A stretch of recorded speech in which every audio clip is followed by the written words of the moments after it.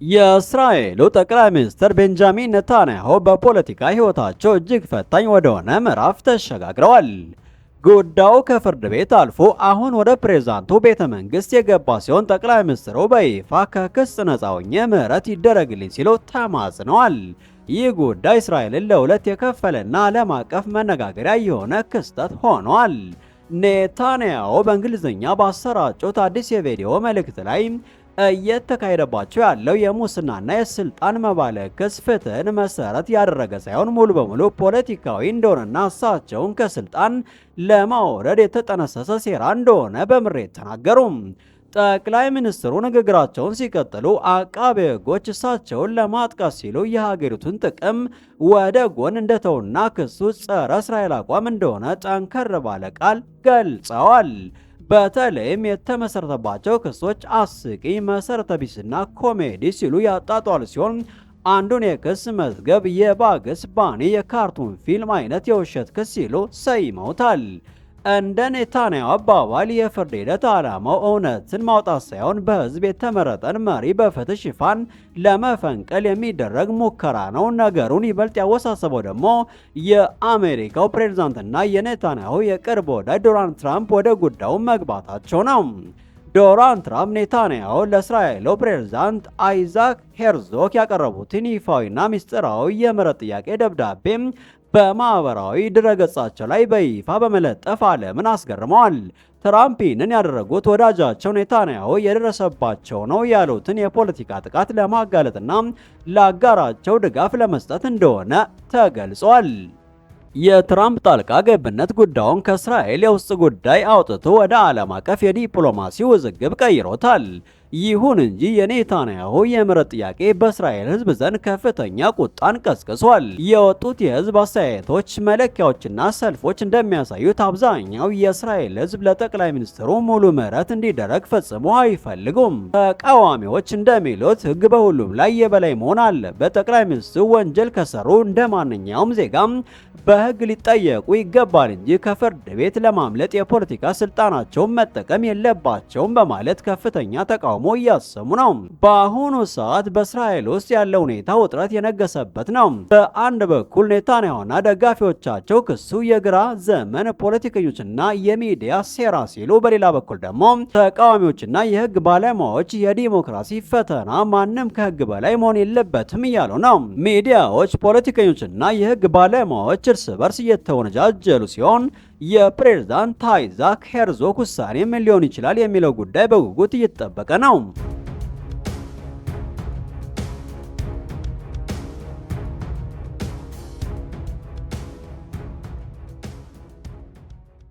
ይህ በእንዲህ እንዳለ የኢራን ሪፐብሊክ በአሜሪካ መንግስት ለዓመታት ሲጣልባት የቆየውን የኢኮኖሚና ፖለቲካዊ ማዕቀቦች በሰብአዊነት ላይ የተፈጸመ ወንጀል ሲሉ በይፋ ፈርጀው አውግዘውታል። የኢራን የውጭ ጉዳይ ሚኒስትር ቃል አቀባይ የሆኑት እስማኤል ባጋይ በኤክስ ገጽ የማህበራዊ ትስስር ገጻቸው ላይ በወጡትና እጅግ ጠንከር ያለ ቃላትን በያዘው መግለጫቸው የተባበሩት መንግስታት ድርጅት ጠቅላላ ጉባኤ በቅርቡ ባሳለፈው የውሳኔ ሀሳብ ቁጥር 79/293 መሰረት ዲሴምበር 4ን ዓለም አቀፍ የአንድ ወገን አስገዳጅ እርምጃው ተቃውሞ ቀን ብሎ መሰየሙን ተከትሎ ይህንን አጋጣሚ በመጠቀም የአሜሪካን እርምጃዎች አጋልጠዋል። ቃል አቀባዩ አክለውም ይህ ቀን እንደ አውሮፓውያኑ አቆጣጠር በታህሳስ 4 ቀን 1986 በተባበሩት መንግስታት የጸደቀው የልማት መብት መግለጫ ከጸደቀበት ቀን ጋር መገጣጠሙን በማውሳት አሜሪካ የምትወስዳቸው እርምጃዎች ዓለም አቀፍ ሕግና የሰብአዊ መብቶችን በግልጽ የሚጥሱ መሆናቸውን አስረድተዋል። በፕሬስ ቲቪ እንደተዘገበው ይህ መግለጫ በዝርዝር እንደሚያብራራው በተባበሩት መንግስታት የጸጥታው ምክር ቤት እውቅናና ፈቃድ ውጪ በአንድ ወገን ብቻ የሚጣሉ የኢኮኖሚ ፋይናንሳዊና የባንክ ማዕቀቦች የመሰረታዊ የመብት መብቶች ጥሰት ናቸው ሲሉ ወንጅለዋል። ኢራን እንደገለጸችው እነዚህ ማዕቀቦች የሰውን በህይወት የመኖር መብት፣ የጤና አጠባበቅ መብት፣ የትምህርትና የልማት መብቶችን በስርዓትና ሆን ተብሎ እየተጋፉ ይገኛሉ ብለዋል። ቃል አቀባዩ እስማኤል ባቃይ በሰጡት ትንታኔ እነዚህ የአሜሪካ እርምጃዎች የአንድ ሀገርን ህዝብ ደህንነትና ህልውና ሆን ብለው ኢላማ ያደረጉ መሆናቸው በህግ ቋንቋ ሲተረጎሙ በሰብአዊ ላይ የተፈጸመ ወንጀል ነው ብለዋል። በመሆኑም አሜሪካ በኢራንና በሌሎች በማደግ ላይ ባሉ ሀገራት ህዝቦች ላይ በህገ ወጥና ኢሰብአዊ መንገድ ለፈጸመችው ወንጀል ተጠያቂ ልትሆን ይገባል ሲሉ ጠንካራ አቋማቸውን አንጸባርቀዋል። አሜሪካ በኢራን ሰላማዊ የኒኩሌር ፕሮግራም ላይ ያላትን መሰረተ ቢስ ስጋት ምክንያት በማድረግ ለበርካታ አስርተ ዓመታት ሰፊ ማዕቀቦችን ስትል ቆይታለች ብለዋል። በተለይም እንደ አውሮፓውያን አቆጣጠር በሜ 2018 የዶናልድ ትራምፕ አስተዳደር አሜሪካን ከ2015ቱ የኢራን የኒኩሌር ስምምነት በአንድ ወገን ካወጣ በኋላ ሁኔታው እጅግ ተባብሷል ብለዋል። ኢራን በስምምነቱ ውል መሰረት ግዴታዋን ሙሉ በሙሉ እየተወጣች በነበረበት ወቅት አሜሪካ ስምምነቱን በመጣስ የጣለችውና ከፍተኛ ጫና የተሰኘ ማዕቀብ የኢራንን ኢኮኖሚ አንቆ የያዘ ሆኗል። ይህ እርምጃ በዋናነት የኢራንን የፋይናንስና የባንክ መስመሮች የዘጋ ሲሆን ይህ ደግሞ አገሪቱ ከውጭ ዓለም ጋር የምታደርገውን የንግድ ልውውጥ ሙሉ በሙሉ በሚባል ደረጃ አሽመድምዶታል።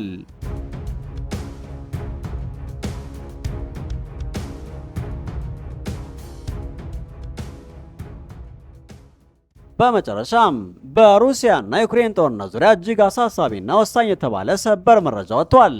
የሩሲያው ፕሬዝዳንት ቪላዲሚር ፑቲን ለዩክሬን መንግስት የመጨረሻ ያለውንና ምንም አይነት የመደራደሪያ አማራጭ የሌለውን ከባድ ማስጠንቀቂያ አስተላልፈዋል። ይህ የዩክሬን ጦር በአሁኑ ሰዓት በከፊል ከሚቆጣጠረው የምስራቅ ዩክሬን ዶንባስ ግዛት በአስቸኳይ ለቀው ካልወጣም ሩሲያ እርምጃዋን ወስዳ አካባቢውን በኃይል ከመቆጣጠር ውጭ ሌላ አማራጭ እንደሌለ አስታውቀዋል።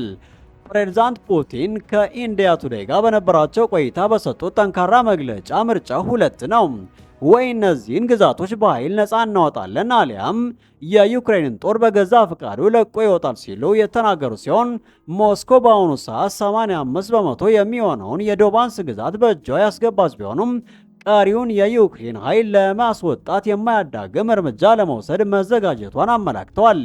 ይህ የፑቲን ጠንካራ አቋም የተሰማው የአሜሪካው ተመራጭ ፕሬዝዳንት ዶናልድ ትራምፕ የሰላም ተደራዳሪዎች በሞስኮ ከክሬምሊን ባለስልጣናት ጋር ጥልቅ ውይይት ካደረጉ በኋላ መሆኑ ነገሩን ይበልጥ አወዛጋቢ አድርጎታል። ትራምፕ የላኳቸው እነ ስቲቭ ስኮፍ እና የትራምፕ አማች ጃሬድ ኩሽነር ያቀረቡትን የተሻሻለ የሰላም እቅድ ፑቲን በዝርዝር የተመለከቱ ቢሆንም ሩሲያ በአሜሪካ የሰላም እቅድ ላይ ሙሉ በሙሉ መስማማት እንደማትችልና አንዳንድ ነጥቦችን የምትቃወም መሆኑን ፑቲን በግልጽ እንደተናገሩ ተገልጿል። በተለይም ሩሲያ በኃይል ስለያዘቻቸው ግዛቶች ዕጣ ፈንታና ስለ ዩክሬን የደህንነት ዋስትና ጉዳይ ገና ስምምነት ላይ አለመደረሱ ታውቋል። በሌላ በኩል የአሜሪካና የሩሲያ ድርድር የአውሮፓ መሪዎችን ከፍተኛ ድንጋጤና ጥርጣሬ ውስጥ የከተተ ይመስላል። የጀርመኑ ዴር ስፒገር ያወጣው ሚስጥራዊ የኮንፈረንስ ትራንስክሪፕቶች እንደሚያሳየው ከሆነ የአውሮፓ መሪዎች አሜሪካ ዩክሬንን ልትከዳ ትችላለች የሚል ስጋት ውስጥ ናቸው። በሾልኮ በወጣው መረጃ እንደሚያሳየው የፈረንሳይ ፕሬዝዳንት ኢማኑኤል ማክሮ አሜሪካን ግልጽ የሆነ የደህንነት ዋስትና ሳትሰጥ የዩክሬንን መሬት ለሩሲያ አሳልፋ ልትሰጥ ትችላለች የሚል ስጋታቸውን በግልጽ የተናገሩ ሲሆን የጀርመኑ ቻንስለር ሊሆኑ የሚችሉ ፍሬድሪክ ሜርዝም ለዩክሬኑ ፕሬዝዳንት ቮሎዲሚር ዜሌንስኪ በሚቀጥሉ ቀናት በጣም ጠንቃቃ ሁን፣ አሜሪካውያኑ ከእናንተም ጋር ጨዋታ እየተጫወቱ ነው የሚል ማስጠንቀቂያ መስጠታቸው ሰምቷል። የፊንላንድ ፕሬዝዳንት በበኩላቸው ዩክሬን ከእነዚህ ሰዎች ጋር ብቻዋን ልንተዋት አይገባም በማለት የአውሮፓን ስጋት አንጸባርቀዋል።